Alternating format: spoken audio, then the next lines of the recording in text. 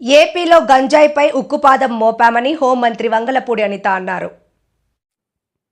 విశాఖలో పలు అభివృద్ధి కార్యక్రమాలు ప్రారంభించుకున్నందుకు సంతోషంగా ఉందని చెప్పారు. 2018లో అప్పటి హోంమంత్రి చినరాజప్ప చేతుల మీదుగా భూమి పూజ జరిగిన 6వ పోలీస్ స్టేషన్కు ఈరోజు కూటమి ప్రభుత్వమే ప్రారంభించిందని గుర్తు చేశారు. విశాఖ రోడ్డు యాక్సిడెంట్ బాధితులు సహకార కేంద్రం ప్రారంభించామని అన్నారు. విశాఖలో రోడ్డు ప్రమాదాల్లో బాధితులకు సహకారం అందించేందుకు కేంద్ర ప్రభుత్వం ముందుకు వచ్చిందని అన్నారు. రోడ్డు ప్రమాద బాధితులు సహాయం కోసం 7995095793 టోల్ ఫ్రీ నెంబర్ను ఏర్పాటు చేశామని తెలిపారు. కొన్ని ఇన్సూరెన్స్ పాలసీల్లో మార్పు రావాలని హోంమంత్రి వంగలపూడి అనిత సూచించారు. కాకినాడ పోర్టు వ్యవహారం హోంమంత్రి Anitha mass warning. Kakinada port వ్యవహారంలో అన్నీ తేలుస్తున్నాయని హోంమంత్రి అనిత అన్నారు.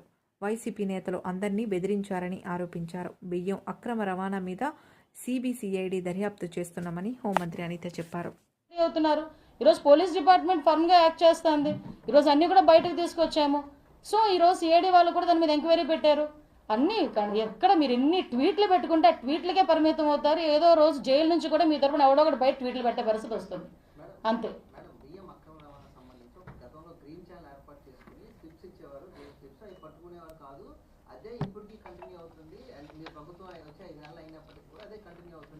విదేశాలకి కొన్ని లక్షల కోట్లు ఎగుమతి అయిపోతున్నారు. ఇప్పుడు ఏపీ సిచ్యువేషన్ తర్వాత ఎలా ఉండబోతుంది, దానికి సంబంధించి ఎలాంటి యాక్షన్ తీసుకోబోతున్నారు? యాక్చువల్గా మొత్తం అంతా విషయం ఏంటంటే ఆ క్వశ్చన్ ఆన్సర్ మీరే చెప్పారు, సంతోషం నాకు.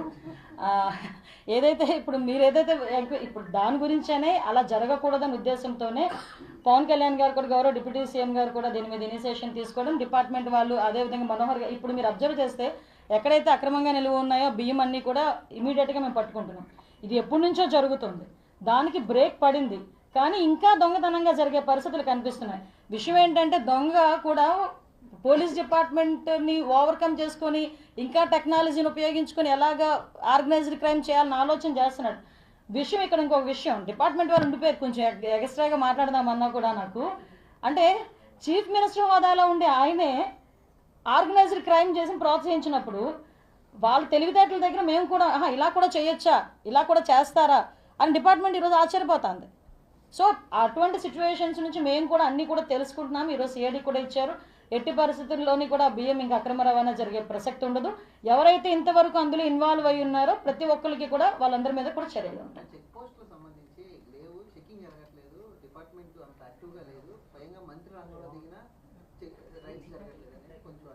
ఇప్పటి వరకు జరుగుతున్నవేంటి? డిపార్ట్మెంట్ ఫర్మ్గా లేకపోతే ఇన్ని రైట్స్ ఎలా జరుగుతాయి? డిపార్ట్మెంట్ ఫర్మ్గా లేకపోతే ఇంత సిఐడి ఇనిషియేషన్ ఎందుకు తీసుకుంటుంది? ఈరోజు డిపార్ట్మెంటే కనుక సరిగా పని చేయకపోతే ఎప్పుడో మూలన పడి ఉన్నప్పుడు మళ్ళీ బయటకు వచ్చి ఎందుకు ట్వీట్లు పెడుతున్నాడు? అది ఒక్కటి చాలా డిపార్ట్మెంట్ ఫర్మ్గా పనిచేస్తుందని చెప్పడానికి. ఇన్ని రోజులు కామ్గా ఉన్నాడు, ఈరోజు బయటకు వచ్చి పవన్ కళ్యాణ్ గారికి మాకు మధ్యలో అగ్గి పెట్టడానికి. లేకపోతే చంద్రబాబు నాయుడు గారి వయసు ఇప్పుడు గుర్తొచ్చిందా? ఆ వయసు గురించి ఎన్ని మాటలు మాట్లాడారో లాస్ట్ 5 years మీకు తెలుసు. చంద్రబాబు నాయుడు గారు ఉంటారా? చంద్రబాబు నాయుడు గారు మళ్ళా చేస్తారా? వయసు అయిపోయింది, ఆరోగ్యం, ఎన్ని కబుర్లు ఆడారండి. ఈరోజు ఆయనకి మళ్ళీ 2.5 గంటల నుంచొని మాట్లాడమనండి. ఆయన్ని ఎవడది మాట్లాడుతున్నాడా? అంటే ఈరోజు మీకు అర్థం అవ్వాల్సింది ఏంటంటే కలుగులో ఉన్న ఎలక బయటకు వచ్చి అరుస్తోంది అంటే మా డిపార్ట్మెంట్ కలుగులోంచి బయటికి లాగిందని అర్థమైందా? కాబట్టి ఇప్పుడు డిపార్ట్మెంట్ ఫర్మ్గా పనిచేస్తున్నారు, మీరే చెప్పండి. ఈరోజు ఆ రోజు అనుమానంగా పడి అనవసరంగా మొత్తం డిపార్ట్మెంట్ వాళ్ళందరినీ కూడా అలర్ట్ చేసేసి ఆ రోజు హంగామా సృష్టించింది వాళ్ళు. కంటైనర్లోని ఈరోజు మీకు మీ దగ్గరకు వచ్చిన తర్వాత ఒక పౌడర్ ఇచ్చామనుకోండి, అది ఏ పౌడర్ అని ఇన్వెస్టిగేషన్ చేయడానికి టైం పడుతుంది. అప్పుడు అందరూ కూడా మీరే కాదు, డిపార్ట్మెంట్లో ఉన్న కస్టమ్స్ ఆఫీసర్స్ కూడా మీరందరూ కూడా వెళ్ళారు. అప్పుడు కస్టమ్స్ ఆఫీసర్స్ కూడా ఇది డ్రగ్ అనుకుంటామని చెప్పేసి ఆ రోజు చెప్పారు. ఈరోజు దాని మీద సిబిఐ ఎంక్వైరీ చేసి మేమేం దాన్ని దాయలేదే. ఈరోజు సిబిఐకి చాలా క్లియర్గా చెప్పిన తర్వాత అనౌన్స్ చేశారు కదా, దాని గురించి మేమేం మాట్లాడలేదే. అది ఈరోజు విషయం ఏంటంటే ఎందుకు పుస్తకాలు తడుముకుంటున్నారు? వాళ్ళు తీసుకొచ్చి పెట్టారని ఎవడో తీసుకొచ్చి పెట్టాడని మేమేం చెప్పలేదు కదా. వచ్చింది, ఆ వచ్చిన దాంట్లో డ్రగ్ ఉందా ఏముందని ఎంక్వైరీ వేయాలన్నాము. ఎంక్వైరీ వేసే సిబిఐ ఎంక్వైరీ వేయించాము. సిబిఐ ఎంక్వైరీ ఆ రోజు వేశారు. సిబిఐ ఎంక్వైరీలో తేలింది, అయిపోయింది అక్కడతో. మంచిదే కదా.